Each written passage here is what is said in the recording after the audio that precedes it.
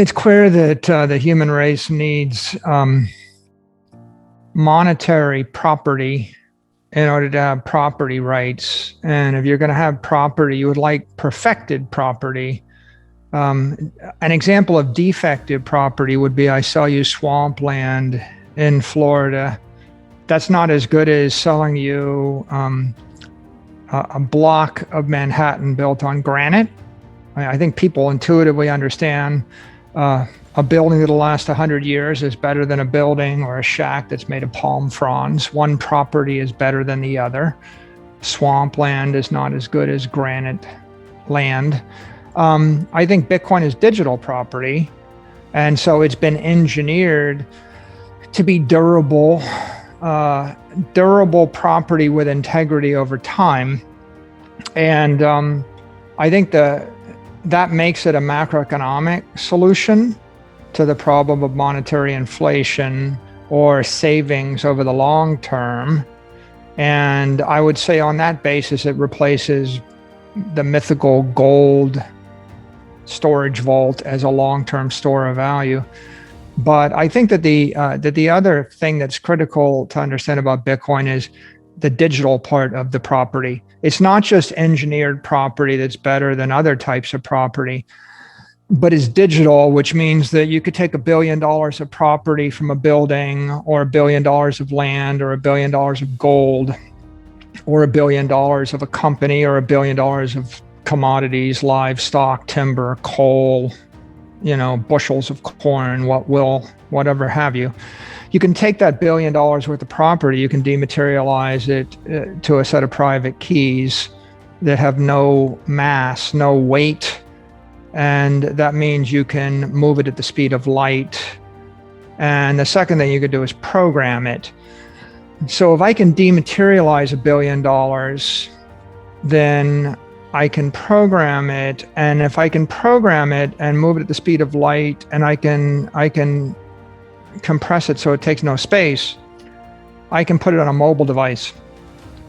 And this is pretty much the most powerful idea of the 21st century, which is every great company, Facebook, Apple, Amazon, Google, they've all become trillion-dollar assets because they digitize or digitally transform some part of our economy, be it digital relationships or digital photos or digital books or digital maps.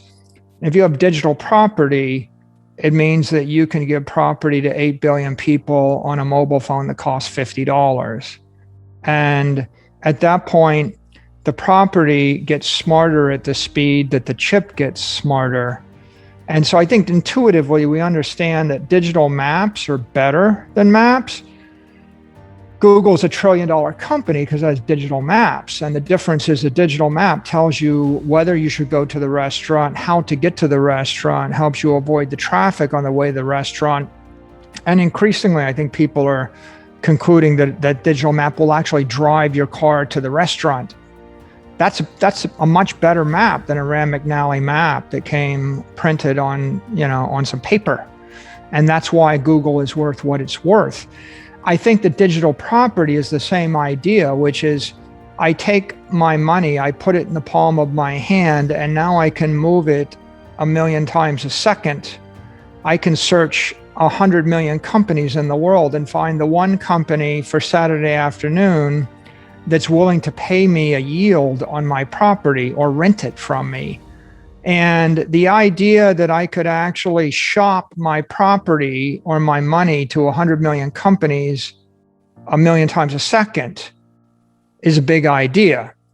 It's a big enough idea that digital property should demonetize most other forms of property. Just like digital maps kind of, I don't know what the word is, but digital maps destroyed paper maps. You won't find anybody with a car, anybody in the world carrying paper maps around. They're gone, they're digitally transformed.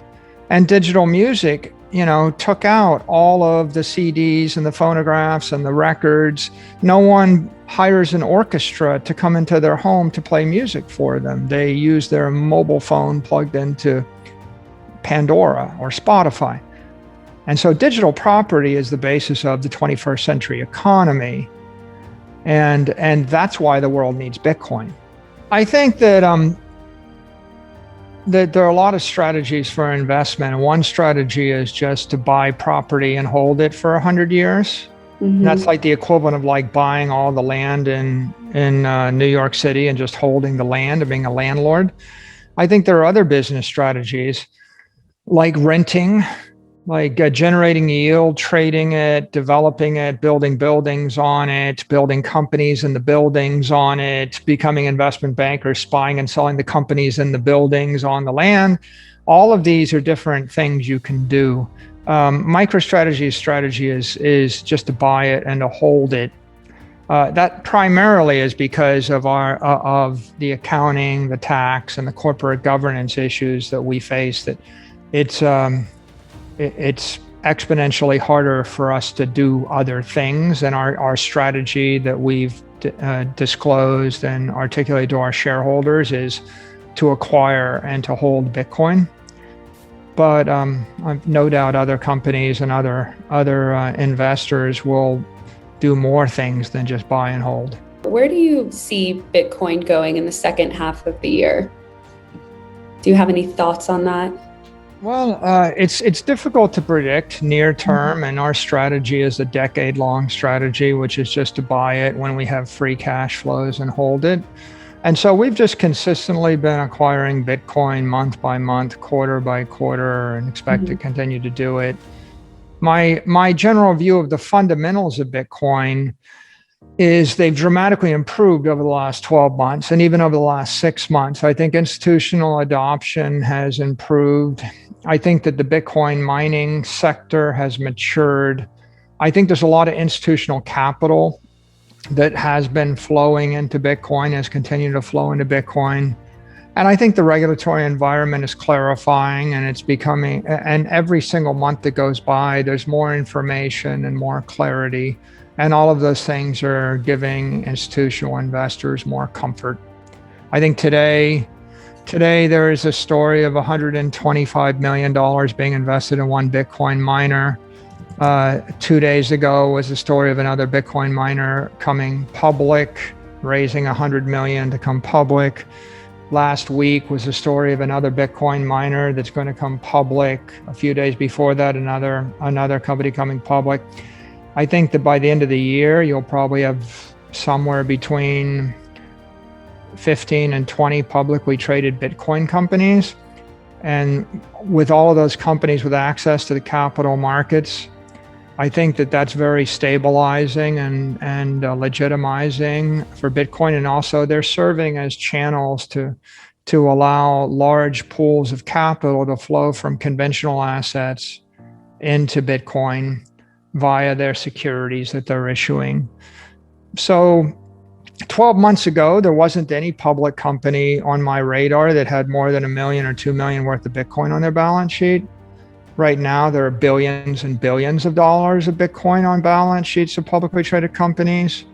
And so the fundamental trend is clear. Bitcoin is digital property, and I view it as being as important as electricity or steel. We take crypto steel. Bitcoin is crypto steel. There's a point at which everybody realized that steel was going to change civil engineering and the civilization. Without steel, there would be no New York City. There would be no building more than a few stories tall. So it's an elemental material that fundamentally changes the civilization. Now, I don't know how long it took to introduce the concept of steel or electricity to the society, but presumably it took about 30 or 40 years before most people understood it. If you went to a politician in the year 1900 and you said, "We invented electricity, we think it's going to be a benefit to your city," would they have welcomed that, or would they have been worried it was going to burn the city down?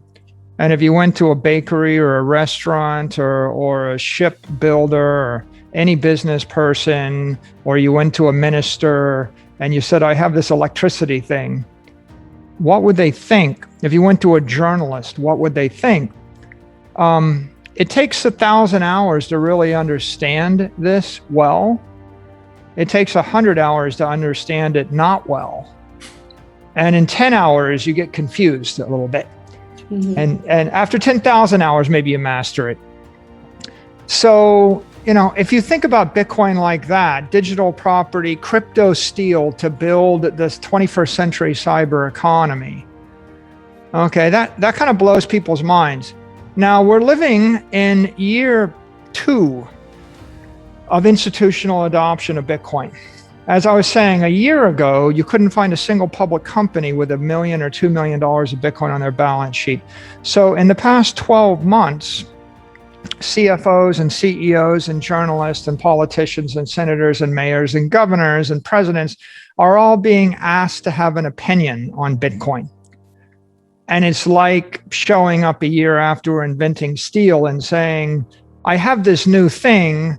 But by the way, steel ships are so much better than every other ship. They obsolesced all other ships. And steel buildings are so much better. They obsolesced everything we knew about architecture for 1,000 years. They had to throw it all away. It was literally a paradigm shift. So if I invent crypto steel, and it's going to be a paradigm shift in the way that you construct banks in cyberspace. In fact, it becomes a paradigm shift in the way 100 million businesses create everything. 8 billion people are going to deal with each other billions of times an hour through 100 million businesses differently. How many people understand? And the answer is 99% of the politicians and the media and businesses and institutional investors, they don't understand. It's new to them.